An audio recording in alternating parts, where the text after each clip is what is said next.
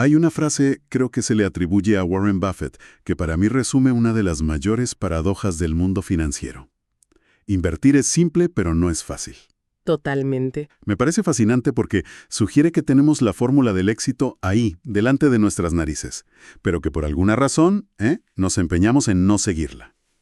Pues sí, es justo esa idea, la de que los principios para crear riqueza a largo plazo se basan en la aritmética más elemental, vamos, en el puro sentido común. Y sin embargo, Y sin embargo, la mayoría de la gente, y bueno, también la industria, se enreda en una complejidad que al final acaba costando una fortuna. hoy vamos a analizar precisamente eso, ¿verdad? Nos vamos a sumergir en las ideas de un libro que es un clásico absoluto, El pequeño libro para invertir con sentido común, de John C. Bogle. El fundador de Vanguard, nada menos. El hombre que básicamente revolucionó la forma de invertir para millones de personas. El objetivo, entonces, es desgranar un poco su filosofía, ¿no? Entender por qué él argumenta con tanta vehemencia que intentar batir al mercado es un juego de perdedores. Eso es. ¿Y cuál es su alternativa? La que se supone que es la ganadora. Exacto. Y fíjate, su punto de partida es muy optimista. Bogle dice que, en esencia, invertir en el conjunto de las empresas, en el sistema capitalista, es un juego de ganadores. Claro, a largo plazo las empresas innovan, crecen, generan beneficios, reparten dividendos. Se crea valor real. El pastel se hace más grande para todos. Es la magia del interés compuesto, ¿no? El libro pone un ejemplo que es brutal. Un solo dólar, invertido a lo largo de un siglo, con la rentabilidad media que ha dado la bolsa americana, un 9,5% anual. Se convierte en casi $94 en 50 años. Es una fuerza de la naturaleza. Lo es. Pero aquí es donde la historia se tuerce. Y ese juego de ganadores, pues, se transforma en uno de perdedores. Ajá. Y la culpa, según Bogle, la tienen las implacables reglas de la humilde aritmética. La primera regla es que, antes de tener en cuenta los costes, el acto de intentar batir al mercado es un juego de suma cero. ¿Qué significa eso exactamente? Pues que por cada inversor que consigue una rentabilidad por encima de la media, tiene que haber otro que obtenga una rentabilidad por debajo. Y en la misma proporción. ¿Es lógico? Es que si todos los inversores del mercado son el mercado, es imposible que el conjunto se supere a sí mismo. Es una tautología matemática. Vale, hasta ahí perfecto. Antes de los costes, todos juntos somos la media. Pero claro, aquí nadie invierte gratis. Y supongo que ahí entra la segunda regla. ¿Y dónde se fastidia el invento? Claro, porque después de contar los costes, comisiones, honorarios, compraventa, impuestos, el juego se convierte inevitablemente en uno de perdedores. Porque esos costes se restan de la rentabilidad total. Exacto. Así que, como grupo, la rentabilidad neta es la del mercado menos todos esos costes. Los únicos que ganan siempre son los intermediarios. Los crupieres del casino, como los llama Bogle. Esos mismos. Se llevan su parte, ganes o pierdas. Entiendo la teoría, pero... A ver, ¿de verdad los costes tienen un impacto tan grande? Quiero decir, a menudo hablamos de un 1, un 2% anual. No suena a una cifra que te vaya a arruinar. Es que esa es la trampa, pensar que es poco. Pero ese porcentaje se repite año tras año y se come no solo tu capital, sino las ganancias que ese capital habría generado. De hecho, Bogle tenía una forma brillante de ilustrar esto. Una especie de cuento. La parábola de la familia Gotrox. ¿Esa misma? A ver, imagina una familia, los Gotrox, que son dueños del 100% de todas las acciones de Estados Unidos. Al principio, su situación es perfecta. Reciben el 100% de los rendimientos, claro. Su riqueza crece al mismo ritmo que la economía del país. Un paraíso capitalista familiar. Pero un día aparecen unos tipos muy amables, los ayudadores. Y les comen la oreja. Justo. Convencen a algunos primos de que, con su ayuda, pueden ser más listos que el resto y ganar más.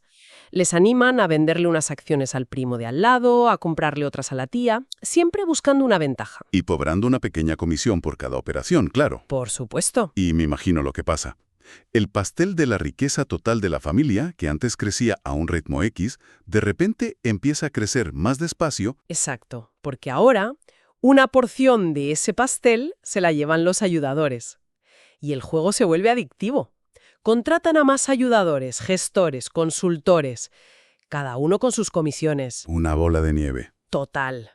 Al cabo de los años, el patriarca de la familia hace cuentas y descubre algo terrible.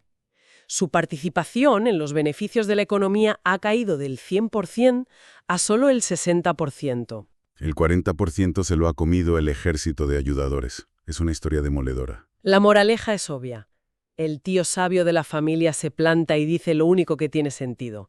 Echad a todos estos ayudadores de una vez. Volved a lo que funcionaba. Poseer todo el mercado y no hacer absolutamente nada. Warren Buffett lo resume en lo que él llama su cuarta ley de la dinámica. Para el conjunto de los inversores, las rentabilidades disminuyen cuando el movimiento aumenta. Me encanta ese contraste. El lema de toda la industria financiera es no te quedes quieto, haz algo.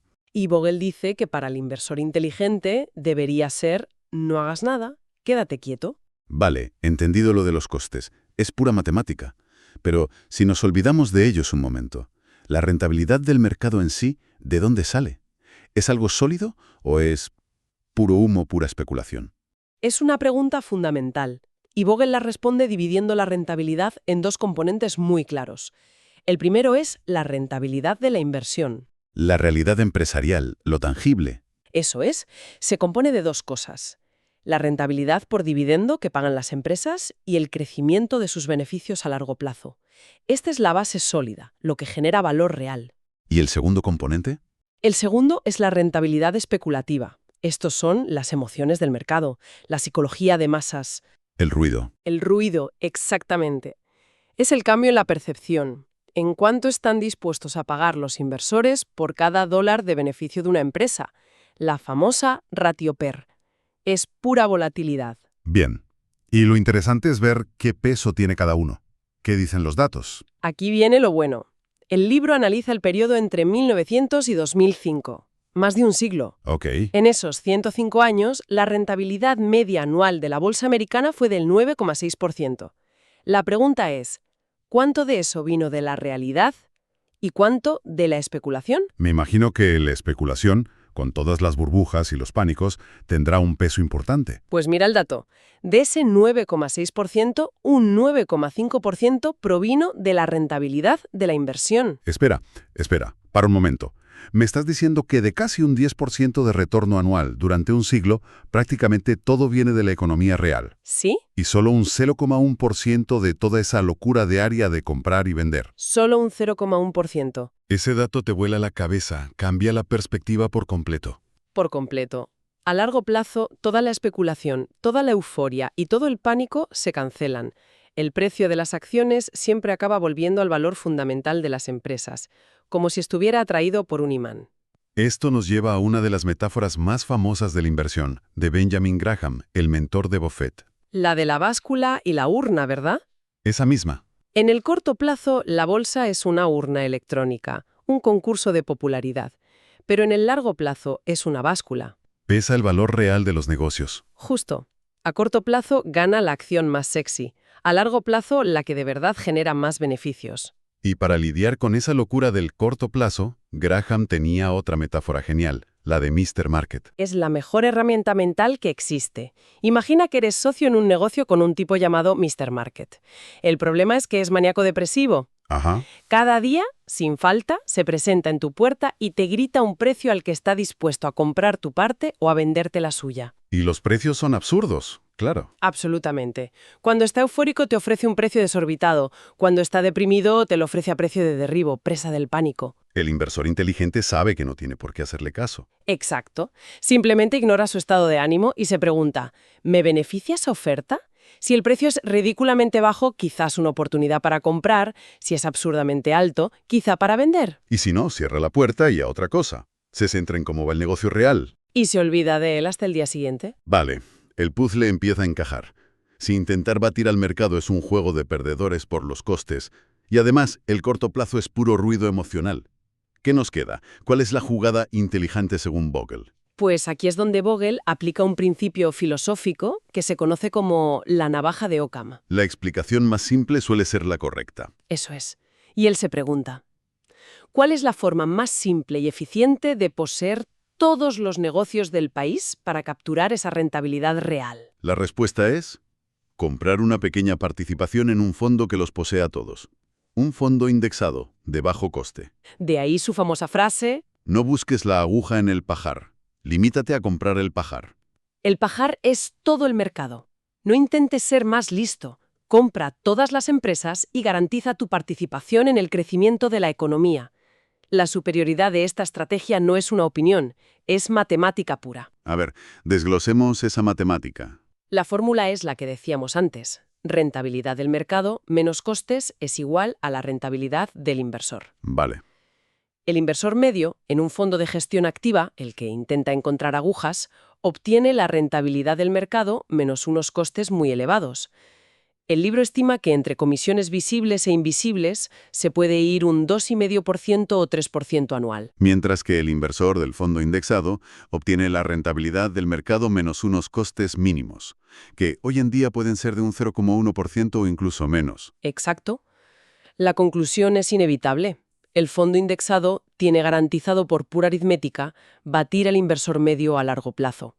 Bogle lo resume de forma brillante. Es la lucha entre el milagro de capitalizar las rentabilidades contra la tiranía de capitalizar los costes. Justo eso. El libro pone un ejemplo numérico sobre esto que es para caerse de espaldas. Una inversión de $10.000 durante 50 años. Si obtiene la rentabilidad media del mercado, se convierte en $469.000. El milagro del interés compuesto en acción. Ahora, si a esa rentabilidad le restamos ese 2,5% anual de costes. El resultado se desploma.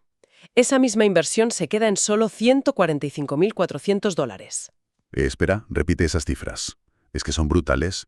De 469.000 a 145.000. Te estás dejando por el camino más de $320.000. Es casi el 70% de la ganancia potencial.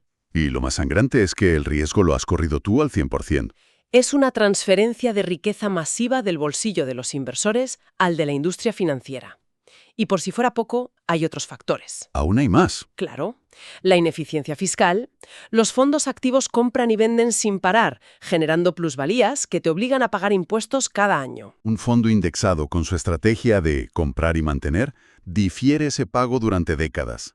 Permite que ese dinero siga trabajando para ti. Y el otro factor, supongo que somos nosotros mismos, ¿no? Nuestras emociones. Sin duda. Los estudios demuestran una y otra vez que los inversores tienden a comprar los fondos que están de moda justo en el pico y venden presas del pánico en las caídas. Con lo cual su rentabilidad real es incluso peor que la del propio fondo que poseen. Como decía Buffett, los grandes enemigos del inversor en bolsa son los gastos y las emociones. El fondo indexado te protege de ambos. Exacto. Vale. La lógica es aplastante, pero me cuesta creerlo del todo. A ver, tiene que haber gestores que son genios, gente que de verdad sabe lo que hace. Si un gestor lo ha petado durante 10 años seguidos, ¿no es lógico pensar que seguirá haciéndolo? Es una objeción muy común y muy humana, pero los datos son tozudos. Bogle demuestra en el libro que el rendimiento pasado no predice en absoluto el rendimiento futuro. ¿En serio? ¿Ni un poco? Nada. De hecho, suele ocurrir lo contrario.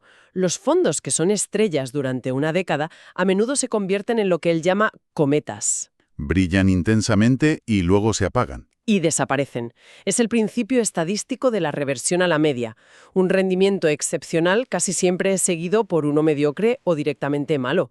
Buscar al gestor ganador es una quimera. ¿Y qué pasa con las nuevas modas? Siempre salen productos más sofisticados, ETFs que se centran en inteligencia artificial o esos fondos que llaman de indexación fundamental. Suenan como una versión 2.0 de la idea de Bogle. Bogle era muy escéptica con todo eso. Veía la mayoría de los ETFs sectoriales no como herramientas de inversión, sino de especulación. Vale, a animar a la gente a apostar por el sector de moda. Que es justo lo contrario de su filosofía.